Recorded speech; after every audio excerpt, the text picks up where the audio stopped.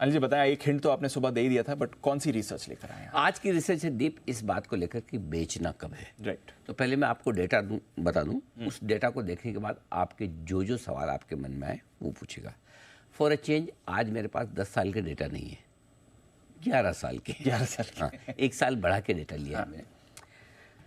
अब इसके पीछे लॉजिक ये नहीं कि 11 का आंकड़ा सुमित जी को ज़्यादा पसंद है, लेकिन 11 साल के डेटा बड़े इंटरेस्टिंग आते दिख रहे हैं 2013 से लेकर 2023 के। ठीक है, 2013 से 2023 में अच्छा आप कब बेचना चाहते हैं जी? अगर आपको मैं कहूँ कि साल में एक दिन आपको बेचना है तो आप कब बेचेंगे?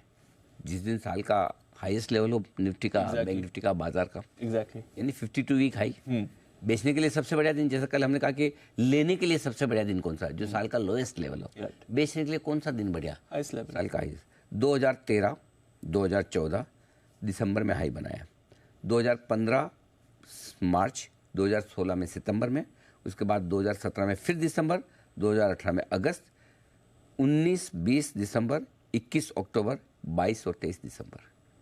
ये इस साल के हाई लेवल है निफ्टी का, हाईएस्ट लेवल उस साल के हाईएस्ट लेवल है। 11 साल में से 8 साल निफ्टी ने हाई बनाया है अक्टूबर से दिसंबर की तिमाही में। मैं तिमाही की बात कर रहा हूँ ताकि 3-3 महीने, इतना भी टाइमिंग नहीं करना कि एक ही दिन या एक ही हफ्ता या एक ही महीना, लेकिन ये है आपके लिए 11 में से 8 साल अक्टूबर से दिसंबर की तिमाही। अब पूछिए आपके क्या सवाल है। तो वही जैसे कल की तरह था कि कब खरीदना चाहिए, अब बताइए फिर कैसे निकाले कब बेचना चाहिए।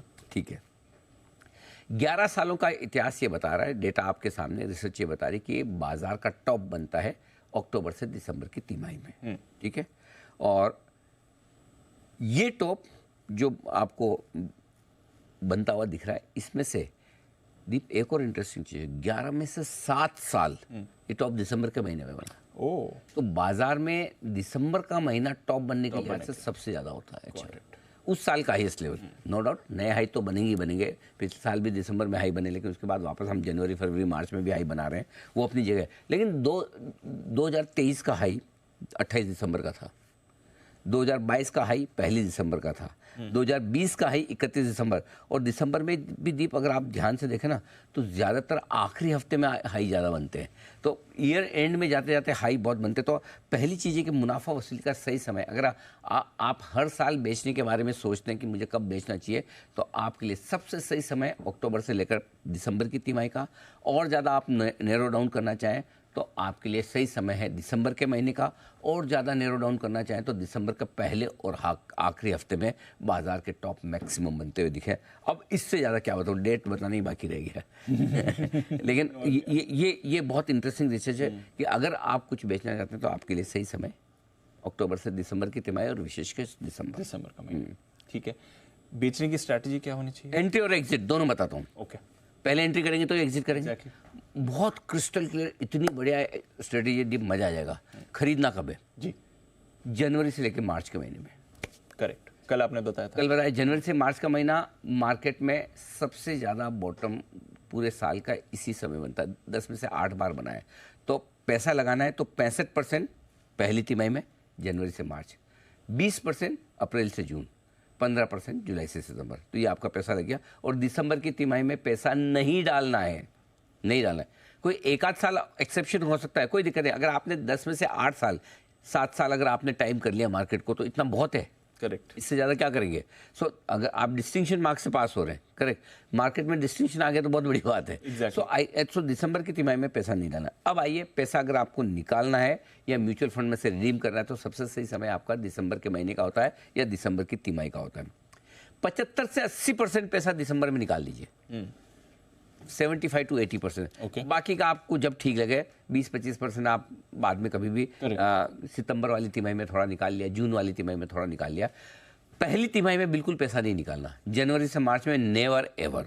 और जनरली लोग गलती क्या करते हैं, जनवरी से मार्च के महीने में ईयर एंड के आ गए या एडवांस टैक्स आ गया या मेरे को कुछ इन्वेस्टमेंट करने हैं टैक्स बचाने के लिए, सबसे बड़ी गलती यही करते हैं कि जनवरी वाली तिमाही में पैसा निकालते हैं।